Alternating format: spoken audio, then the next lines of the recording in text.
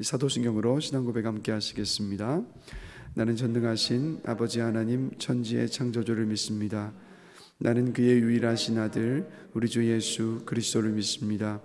그는 성령으로 잉태되어 동정녀 마리아에게서 나시고 본디오 빌라도에게 고난을 받아 십자가에 못 박혀 죽으시고 장사된 지 사흘 만에 죽은 자 가운데서 다시 살아나셨으며 하늘에 오르시어 전능하신 아버지 하나님 우편에 앉아 계시다가 거기로부터 살아있는 자와 죽은 자를 심판하러 오십니다.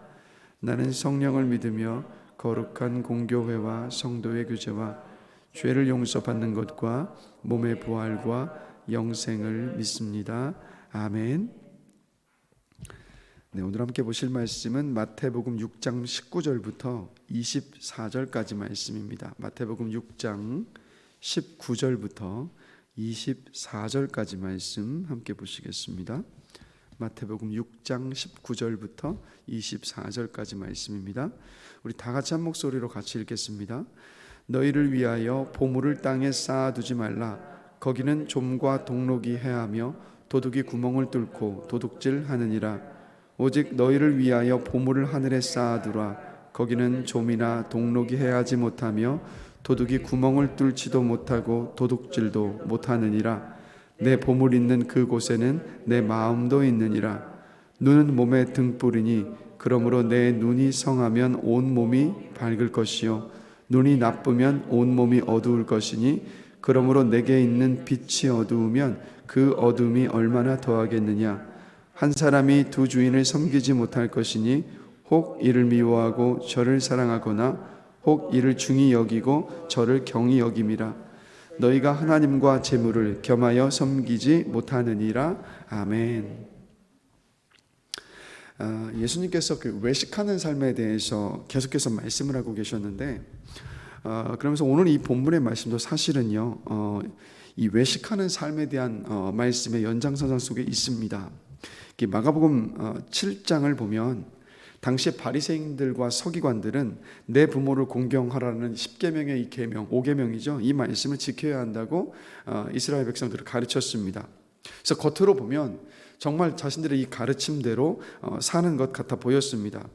돈보다 하나님의 말씀을 따르는 것에 더 중요한 가치를 두고 사는 사람들인 것처럼 그렇게 보였지만 그러나 사실은 실제 사실은 그렇지 않았더라는 거죠. 그러니까 물질로 부모님을 섬겨야 되는데 이들이 돈이 아까웠습니다. 그러니까 자신들이 그 돈을 취하고 싶었던 거죠. 그런데 부모를 공경하라고 가르쳤기 때문에 자신들의 그런 모습을 또 그대로 또 보여줄 수는 없었습니다. 그래서 이들이 꾀를 낸 게 뭐냐면 이 마가복음 7장을 보면 고르반이라는 것이 그때 당시에 있어요. 고르반은 어떤 뜻이냐면 하나님께 바쳐진 것이다 라는 뜻이 바로 고르반입니다. 그래서 이 고르반의 의미는 이 물질은 하나님께 드렸습니다 라는 이런 뜻인데 즉 부모님을 모시는데 써야 할 그 물질을 재물을요 그 재물에 대하여서 이렇게 말하는 겁니다. 이것은 고르반입니다. 이것은 하나님께 바친 물질입니다 라고 이야기하면서 그래서 내 부모를 모시는데 이 돈을 사용할 수가 없습니다 라고 정말 종교적으로 합법적으로 그 돈을 부모를 모시는데 사용하지 않을 수 있도록 만들어버렸던 겁니다. 그래서 여러분 겉으로 보면 막 사람들이 바라보면 야 부모를 섬기는 것보다 하나님을 섬기는데 더 열심이구나라고 사람들은 착각할 수 있었지만 그러나 실제 이들의 모습은 뭐였습니까? 사실은 그게 아니라 하나님을 더 사랑해서 고르반했던 것이 아니라 돈을 더 사랑해서 고르반했고 그 돈을 사람들 앞에서 아주 멋지게 포장한 다음에 자신들의 뒤로 그 돈을 썼던 겁니다. 그래서 바리새인과 서기관들은 한마디로 하나님과 돈 둘 다를 다 얻고 싶었던 거예요. 그러나 사실 그럴 수가 없었던 거죠. 둘 다 얻을 수가 없었지만 이들은 이렇게 외식하면서 둘 다 얻을 수 있을 것이라고 생각을 했었던 겁니다. 그래서 이런 바리새인들과 서기관들의 모습을 보셨던 예수님께서 제자들에게 말씀을 하시는 겁니다. 바로 19절 말씀 함께 다시 한번 읽어보겠습니다. 너희를 위하여 보물을 땅에 쌓아두지 말라. 거기는 좀과 동록이 해하며 도둑이 구멍을 뚫고 도둑질하느니라. 그러니까 무슨 말입니까? 이 말씀 그대로 이 땅에서 돈을 좋아해서 아무리 많은 돈을 창고에 쌓아두었다 할지라도 한순간에 없어질 수 있다. 이 땅에서 돈이 많으면 행복한 삶을 살 수 있다고 생각하지만 돈이 행복을 가져다 주는 것이 아니다. 아무리 돈이 많아도 그 돈이 너희들의 영혼을 책임져 줄 수 없다. 그러니까 죽을 때 가져갈 수 없는 것은 아무런 의미가 없는 것이니까 거기에 너희들의 가치와 너희들의 관심을 두면서 살아가서는 안 된다라고 제자들에게 예수님께서 말씀을 하셨던 겁니다. 그리고 나서 20절에 와서 이렇게 말씀을 하십니다. 우리 다 같이 읽겠습니다. 오직 너희를 위하여 보물을 하늘에 쌓아두라. 거기는 좀이나 동록이 해하지 못하며 도둑이 구멍을 뚫지도 못하고 도둑질도 못하느니라. 그러니까 보물을 하늘에 쌓아두라라고 예수님께서 말씀을 하십니다. 그러면 보물을 하늘에 쌓는 것이 무엇일까요? 어떻게 하늘에 우리가 보물을 쌓을 수 있을까요, 여러분? 하늘에 보물을 쌓는 것은 이런 겁니다. 하나님의 말씀에 정직하게 따르고 순종하는 것, 복음을 전해서 영혼을 구원하는 것, 하나님께서 허락해 주신 그 재물로 이웃들을 섬기고 돕는 것, 이런 모든 것들이 바로 하늘 창고의 보화를 쌓는 일인 겁니다. 그러니까 즉 하나님께 순종하는 우리의 모든 일들이 바로 하늘 창고에 지금 보물을 쌓는 일이라는 겁니다. 중요한 것은요, 이렇게 하늘에 쌓인 순종한 모든 일들은 없어지지 않습니다. 도둑 맞을 일도 없습니다. 그리고 무엇보다도 영원하다라는 거예요. 그래서 영원하신 하나님께서 인정하시고 기억하시기 때문에 하늘 창고에 쌓는 보화, 즉 우리의 모든 순종은요, 영원히 하나님께서 우리를 기억하시기 때문에 그것은 여러분 영원하다라는 겁니다. 그래서 영원하신 하나님께 영원히 기억되는 삶을 사는 저와 여러분들이 되길 주님의 이름으로 간절히 축원합니다. 그러니까 하나님의 말씀에 순종하며 사는 것에 우리의 가장 소중한 가치를 두고 그것을 두고 살아갈 수 있는 저와 여러분이 되기를 주님의 이름으로 간절히 축원합니다. 그러니까 이렇게 생각해 보셨으면 좋겠어요.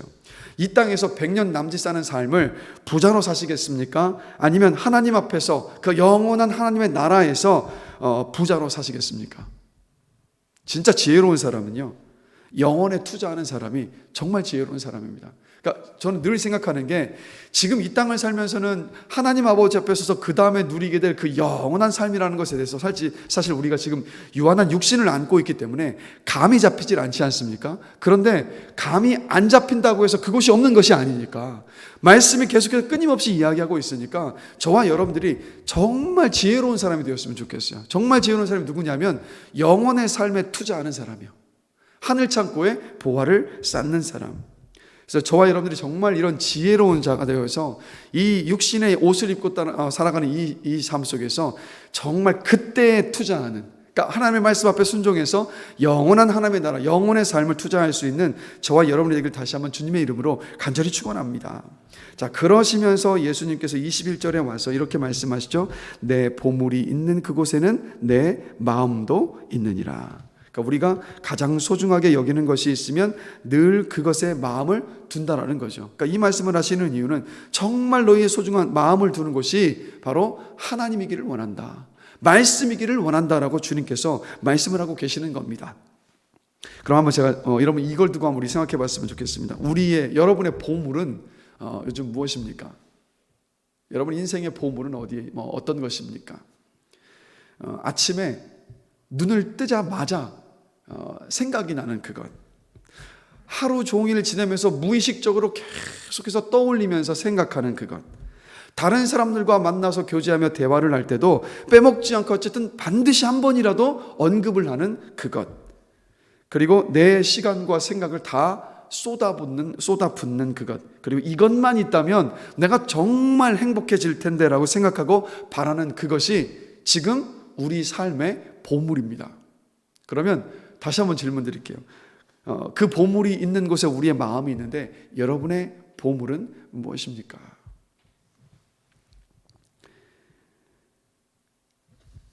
그래서 신앙생활의 연수가 길어지면요, 우리가 아는 게 굉장히 많아집니다. 소위 말하는 신앙의 그 정답들을 우리가 너무 잘 알고 있어요. 그런데 우리가 지식적으로 알고 있는 그 정답과 내가 삶에서 정말 가치를 두고 있는 것이 여러분 다를 수가 있습니다. 겉으로 보면 정답을 추구하는 사람인 것처럼 보이고 진리를 추구하는 사람인 것처럼 보입니다. 그런데 겉으로는 그렇게 이야기하지만 속으로는요, 다른 것을 보물로 삼으면서 얼마든지 지낼 수 있다는 거예요. 근데 우리는 스스로 착각하는 것이 뭐냐면 알고 있으니까, 내가 말할 수 있으니까, 설명할 수 있으니까 그것이 내 진짜 인생의 보물이라고 생각을 하는데, 그런데 우리의 삶을 돌아보면 그것이 아니라 다른 것을 보물로 삼고도 얼마든지 우리가 지낼 수 있다는 겁니다. 그래서 만약에 우리 보물이 돈이면 어떻게 합니까? 돈을 벌기 위해서라면 무슨 일이든 하죠. 그래서 돈이 많아지면 기뻐하고 돈이 사라지면 낙심합니다. 그러니까 돈 때문에 천국과 지옥을 오갈 수밖에 없죠. 그리고 돈이 우리의 보물이라고 한다면 돈을 많이 갖는 게 가장 중요하니까 결국은 인색해질 수밖에 없어요. 한 푼이라도 사라질까 봐 그것 때문에 남들에게 주는 것을 싫어하게 되는 모습들이, 돈을 보물로 삼고 있으면 그런 일들이 일어나죠. 그러나 반대로 우리의 보물이 하나님이라면, 우리의 보물이 우리 주님이시라면 하나님 나라의 확장을 위해서 아낌없이 그 재물을 흘려보냅니다. 복음을 전하는 일과 선교를 위해서, 가난하고 소외당한 주변의 이웃을 돕는 일을 위해서, 또 다른 나라의 어렵고 힘든 가운데 있는 사람들을 돕는 일에 그냥 아낌없이 그 돈을 흘려보낼 수가 있어요. 왜요? 하나님이 보물이시니까 그 보물이신 하나님을 위해서 내가 가진 것 쓰는 것에 주저함이 없기 때문에, 그리고 거기에서 기쁨과 만족을 누립니다. 그러니까 돈의 많고 적음 때문에 기뻐했다가 실망하기를 반복하는 삶을 살지를 않죠. 돈의 많고 적음 때문에 천국과 지옥을 왔다 갔다 하는 삶을 살지를 않습니다. 그리고 내게 허락해 주신 그 재물 안에서 만족하며 기뻐하며 하나님 앞에 영광을 돌리며 사는 사람이 누구냐? 바로 하나님을 보물로 삼는 사람이라는 겁니다. 자, 여러분, 부자는 아무나 될 수 있을까요, 여러분? 부자가 되고 싶다고 이 세상에서 아무나 부자가 될 수 있습니까? 답변을 좀 해주세요. 그렇지 않잖아요. 부자가 되고 싶다고 부자가 될 것 같았으면 모든 사람들이 다 부자로 살 수 있는 것 아니겠습니까? 그래서 여러분, 이런 말이 있잖아요. 큰 부자는 하늘이 낸다. 이게 성경에 나오는 말씀은 아니지만, 그런데 저는 이게 진리를 담고 있다고 믿어요. 무슨 말이냐면 하나님이 허락하셔야지 부자 될 수 있습니다. 그러니까 재물도 하나님께서 허락하시는 거잖아요. 저는 그래서 이런 면에서 본다면 재물도 은사라는 생각이 들어요. 하나님이 주시는 은사. 그렇기 때문에 하나님께서 주신 재물을 하나님을 위해서 사용할 줄 알아야 된다는 겁니다. 그래서 만약에 하나님께서 재물을 많이 허락하셔도 돈을 주인 삼지 않고 하나님을 위해 사용할 수 있는 사람에게 하나님이 그 재물을 허락하시는 거예요. 반대로 돈이 좀 많아진다 싶으면 돈을 주인으로 삼고 하나님을 위해서 그 재물을 사용하지 못할 것 같은 사람에게는 하나님께서 우리를 사랑하시기 때문에 그 재물을 허락해 주시지 않으시는 겁니다. 그리고 무엇보다도요, 하나님은 우리의 하늘 아버지이시고 우리를 나보다 더 잘하시는 분이시고 선하신 하나님이시기 때문에 우리의 삶 속에서 가장 적절하고 또 우리가 감당할 만한 그러한 재물을 저와 여러분에게 지금 허락하여 주셨다고 저는 믿습니다. 그러니까 하나님, 그런 하나님이시지 않습니까? 그래서 여러분, 그리스도인에게 돈은 삶의 목적이 될 수가 없습니다. 돈도 우리의 목표가 되어서도 안 된다는 것. 또 재정의 어떤 계획들이 우리의 어떤 목표나 목적이 되어서도 안 됩니다. 우리가 늘 기억해야 되는 것은 돈은 하나님의 일을 이루어가는 수단입니다. 돈은 하나님의 뜻을 이루어가는 방편이라는 것. 그래서 저와 여러분의 삶의 목적은 무엇이 되어야 되는 거냐면 하나님의 뜻이 되어야 되고 하나님의 말씀이 되어야 되고 하나님 자신이 바로 저와 여러분의 인생의 목적이 되어야 될 줄로 저는 믿습니다.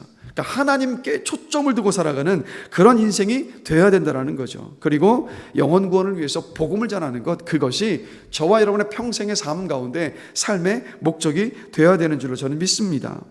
그런데 한 가지 더 생각해 보고 싶은 것은, 자, 보물이 있는 곳에 우리의 마음이 있다라고 말씀을 하셨는데 우리의 보물이 돈만 될 수 있는 것이 아니라는 거죠.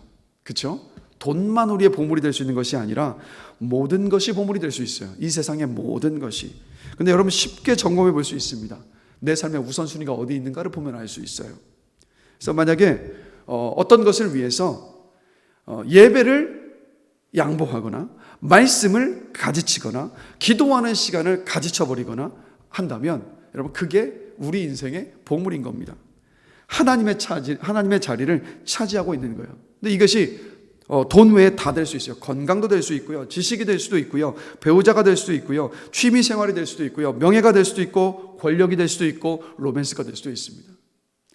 그래서 어떤 사람은 취미 생활을 위해서 주일 예배 쉽게 포기합니다. 제가 정말 속상한 건 뭐냐면 우리 교회 청년 가운데 이 사회인 야구를 시작을 했어요. 그런데 사회인 야구가 한 달에 리그가 있는데 어떤 주에 있을지를 몰라요.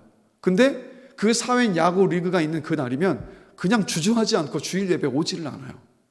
너무 속상한 거예요. 또 우리나라를 보시면 여러분 중고등학생들을 보십시오. 시험과 학원 때문에 주일 예배를 너무 쉽게 드리질 않잖아요. 학원 때문에 뭐 입시 때문에 주일 예배를 드리지 않는 모습을 보면 정말 속상합니다. 그러니까 무슨 얘기냐면 하나님을 그 인생의 가장 소중한 가치로 두고 있지 않다라는 거 아니겠어요? 그러니까 예배를 가장 먼저 가지쳐버리는 거예요. 그러니까 여러분 그 인생 속에서 하나님을 가장 소중한 가치로 두고 있지 않은데 아무리 하나님께 은혜를 달라고 기도한다 한들 그 마음이 주님께 가 있지 않는데 어찌 주님께서 그 인생 가운데 은혜를 베풀어 주실 수가 있으시겠습니까? 근데 또 그런 면에서도 우리 교회에 또 이런 또 청년들이 또 있어요. 너무 감사한 건데 자신의 직장을 구하는데 우선순위가 뭔지 아십니까? 주일 예배를 지킬 수 있느냐 없느냐, 그것을 허락해 주냐 허락해 주지 않느냐, 그게 직장을 선택하는 데 있어서 가장 우선순위인 거예요. 그러니까 저는 그 청년의 모습을 보면서 야, 요즘에도 이런 청년이 있구나. 그러면서 제 마음에 기도가 나오는 것은 뭔지 아십니까? 하나님, 멋지지 않습니까? 주님도 이 청년 보시면서 너무 기뻐하지 않으십니까? 이 인생 가운데 하나님 은혜 주십시오. 그래서 주를 위해 헌신하고 주님께 가장 우선순위를 두는 삶 가운데 하나님이 어떻게 일하여 주시는지 하나님 이 청년을 통해서 보여주십시오라는 그 기도가 저는 나옵니다. 그리고 확신컨대 주님께서요, 그 인생 가운데 하나님께서 가장 우선순위를 두는 그 인생 가운데 저는 반드시 은혜 주시고 하나님께서 살아계심을 보여주신다고 저는 확신합니다. 그래서 여러분, 저와 여러분 모두가 다 하나님께 정말 가치와 우선순위를 두고 살아갈 수 있는 저와 여러분이 되기를 주님의 이름으로 간절히 축원합니다. 그래서 여러분 우리 자신을 정직하게 점검하고 돌아볼 수 있어야 돼요. 자, 그래서 여러분 22절과 23절 말씀 함께 보실까요? 한 목소리를 읽어보겠습니다. 눈은 몸의 등불이니 그러므로 내 눈이 성하면 온몸이 밝을 것이요 눈이 나쁘면 온몸이 어두울 것이니 그러므로 내게 있는 빛이 어두우면 그 어둠이 얼마나 더하겠느냐. 여러분 주님의 이 말씀이 무슨 뜻인지 아세요? 이런 뜻입니다. 영적인 눈을 뜨라는 거예요. 영적인 안목을 가지고 살아야 한다는 거예요. 하나님과 세상 사이에 양다리를 걸칠 수 없다는 것을 깨닫고 볼 수 있는 그 눈을 가져야만 한다는 말씀이에요. 하나님과 재물 모두를 섬길 수 없다는 것을 깨닫고 볼 수 있는 영적인 안목을 가질 수 있어야 한다는 거예요. 바람처럼 쉬이 사라져버리는 돈과 이 세상의 것들에 집착하지 말고 영원한 하나님의 나라의 가치와 소망을 두며 그곳을 바라볼 수 있는 영적인 안목을 가질 수 있어야 한다라고 주님께서 말씀하고 계시는 거예요. 그래서 그 영적인 안목을 가지느냐 못 가지느냐에 따라서 그 인생이 완전히 다른 인생이 될 수 있다는 거예요. 그래서 그 영적인 안목을 가질 수 있는 사람이라면 그 사람은 영원을 준비하는 인생일 것이고 이 세상을 살아가면서도 하나님께서 허락하여 주셨던 그 지혜로운 삶, 은혜가 머무는 삶이 될 수 있다는 것을 주님께서 22절과 23절에서 지금 말씀하고 계시는 겁니다. 그래서 여러분 결승선에서 환호할 수 있는 사람, 결승선에서 두 팔 다 들어서 막 만세하며 외칠 수 있는 그 사람이 정말 이긴 사람이지 않습니까? 제가 왜 이 말씀을 드리냐면 우리 인생의 결승선은요 하나님 아버지 앞에 섰을 그때잖아요. 그러면 그때 와 하면서 환호하며 만세하는 그 사람이 진짜 승리자 아니겠습니까? 그래서 그 사람이 정말 승리자이니까, 그러니까 제가 다시 한번 말씀드리는 건 여러분 하나님 아버지 앞에 설 그때가 결승선인데 그때를 늘 바라보시면서 그날을 준비할 수 있는 저와 여러분이 되길 다시 한번 주님의 이름으로 간절히 축원합니다. 영적인 안목을 가질 수 있어야 돼요. 이 땅의 것 앞에 자꾸 흔들리지 마시고 영적인 안목, 특별히 이것도 여러분의 영안을 열려지기를 또 우리가 끊임없이 구해야 될 줄로 저는 믿습니다. 성령께서 열어주셔야 되거든요. 성령이 열어주실 때만이 우리의 영안이 그래 맞다, 이 땅의 것들이 너무 화려해 보이고 좋아 보이지만 이게 아니다, 이 땅의 것과 비교할 수 없는 영원한 하나님의 나라가 있는데 그것을 바라볼 수 있는 영적인 안목이 열려 있다면 그러면 우리 삶의 가치와 목적이 다 달라질 수밖에 없어요. 그날을 준비할 수밖에 없으니까 그래 맞다, 그날을 준비하는 것 말씀대로 내가 살아야지, 하나님이 내 인생의 가장 소중한 가치이고 목적이지라는 이 마음을 가지고 살 수 있는 것 아니겠습니까? 정말 저와 여러분들이 이러한 삶을 살게 되길 주님의 이름으로 간절히 축원합니다. 그래서 우리가 늘 잊지 말아야 될 것이 24절이에요. 한 목소리 한번 읽어보겠습니다. 한 사람이 두 주인을 섬기지 못할 것이니 혹 이를 미워하고 저를 사랑하거나 혹 이를 중히 여기고 저를 경히 여김이라. 너희가 하나님과 재물을 겸하여 섬기지 못하느니라. 아멘. 하나님과 세상의 것 사이에 양다리는 걸칠 수가 없습니다.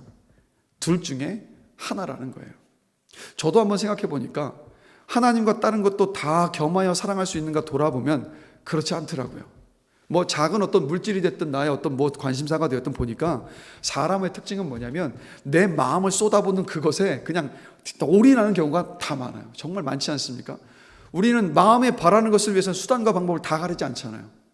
그냥 똑같이가 아니라 이 세상의 것과 하나님 사이에, 그래서 여러분 양다리는 있을 수가 없습니다. 하나님이거나 아니면 다른 것이거나. 여러분, 그래서 구원받지 못한 사람들은요, 아예 하나님을 주인으로 가치로 두고 살아갈 수가 없지만, 저와 여러분들에게는 하나님께서 은혜를 주신 것이 뭡니까? 하나님을 주인으로 삼고 살 것인지 아닌지, 다른 것을 주인으로 삼으며 살 것인가, 그것을 선택할 수 있는 자유를 저와 여러분에게 주셨다라는 거죠. 그래서 하나님을 내 삶의 주인으로, 하나님을 내 삶의 목적으로 삼고 사는 사람이 누구냐? 그 사람이 바로 예수의 제자입니다. 저와 여러분들 진정한 예수의 제자로 살 수 있게 되기를 원합니다. 그래서 여러분, 은퇴 후의 삶을 준비하는 삶도 중요하지만, 정말 지혜로운 사람은, 다시 말씀드릴게요, 영원한 삶을 준비하는 사람이 정말 지혜로운 사람입니다. 그래서 저와 여러분들이 아직 가보지 않았지만, 아직은 뭔가 잘 모르는 것처럼 느껴지지만, 그러나 이미 이전에 신앙의 선배들이 영원한 하나님의 나라의 가치를 두고 그 땅을 위해 살아갔었던 그 신앙의 선배들의 삶을 바라보면서, 그래 맞다, 신앙의 선배들이 저러한 삶을 살아갔으니까 나도 지금 직접 보지는 못했지만 신앙의 선배들이 걸어갔던 그 삶의 모습이 있으니까 나도 그곳에 소망을 두고 살아가야겠다라는 그런 영적인 이 천재들이 되시길 주님의 이름으로 축복합니다. 그래서 그곳에 소망을 두시면서 오늘 하루를 살아가실 때도요, 질문 던져보셨으면 좋겠어요. 나의 삶의 가치는 무엇인가? 내 삶의 목적은 무엇인가? 그것이 하나님이고 예수 그리스도이고 하나님의 말씀이고 하나님께 순종하는 것이고 복음을 전하는 것이 되기를 주의 이름으로 간절히 축원합니다. 그래서 그러한 복된 삶을 사셔서 정말 주님 앞에 영광된 모습으로 서신 여러분 되시기를 주의 이름으로 축원합니다. 잠시 함께 기도하겠습니다. 하나님, 오늘 예수님은 보물을 땅에 쌓아두지 말고 하늘 창고에 쌓으라고 말씀해 주셨습니다. 그런데 하나님, 솔직히 우리 이 세상을 살아가면서 하나님과 세상의 것들 사이에 저울질을 너무나도 많이 합니다. 우리가 그만큼 연약합니다. 그런데 오늘 이 새벽 시간 말씀을 통해서 깨닫게 해주시고 우리의 삶을 돌아보고 점검하게 하신 시간을 주신 것 주님 감사합니다. 그런데 그냥 깨닫고 알았다고 해서 고개 한번 끄덕거리고 싶지 않습니다. 깨닫고 알았다면 우리의 삶이 정말 영원한 것에 가치를 두고 하나님을 내 인생의 목적으로 삼고 또 복음을 증거하고 하나님의 말씀을 사랑하고 사모하는 것에 내 삶의 가장 소중한 가치를 두고 살아가는 우리의 삶이 되고 싶습니다. 우리의 결심과 의지만으로 감당할 수 없으니 성령님, 우리 가운데 충만히 임하여 주셔서 정말 중요한 곳에 가치를 두고 살아갈 수 있는 우리의 삶이 되게 하여 주시옵소서. 잠깐 있다가 안개와도 같이 사라져버릴 이 땅의 삶 가운데 막 모든 것 다 쏟아부는 어리석은 삶을 사는 것이 아니라, 성령님, 우리의 영안을 활짝 열어주셔서 저 영원한 하나님의 나라를 보게 하여 주십시오.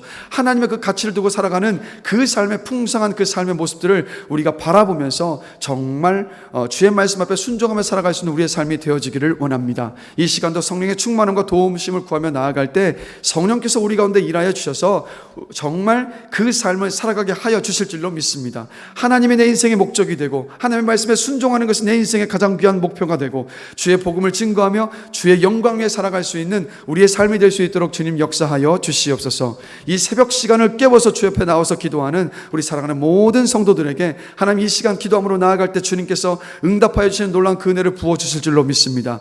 믿음만 있어서 그 믿음을 가지고 이 땅을 살아갈 수 있는 믿음의 사람들로 세워주실 줄로 믿습니다. 기도하며 간구하는 것마다 주의 선하심, 일하심과 역사하심을 볼 수 있는 놀라운 그 은혜를 베풀어 주실 줄로 믿습니다. 그리고 두 마음 품지 않고 한 마음으로 주 앞에 간구하며 기도할 때마다 그 모든 기도했던 것보다 더 크고 놀라운 것으로 응답하여 주시는 놀라운 하나님의 일하심을 보여주실 줄로 믿습니다. 그런 귀한 시간, 오직 주를 바라보며 간구할 수 있는 시간으로 성령 하나님 인도하여 주시옵소서. 감사합니다. 예수 그리스도의 이름으로 기도드렸습니다. 아멘. 하늘에 계신 우리 아버지, 아버지의 이름을 거룩하게 하시며 아버지의 나라가 오게 하시며 아버지의 뜻이 하늘에서와 같이 땅에서도 이루어지게 하소서.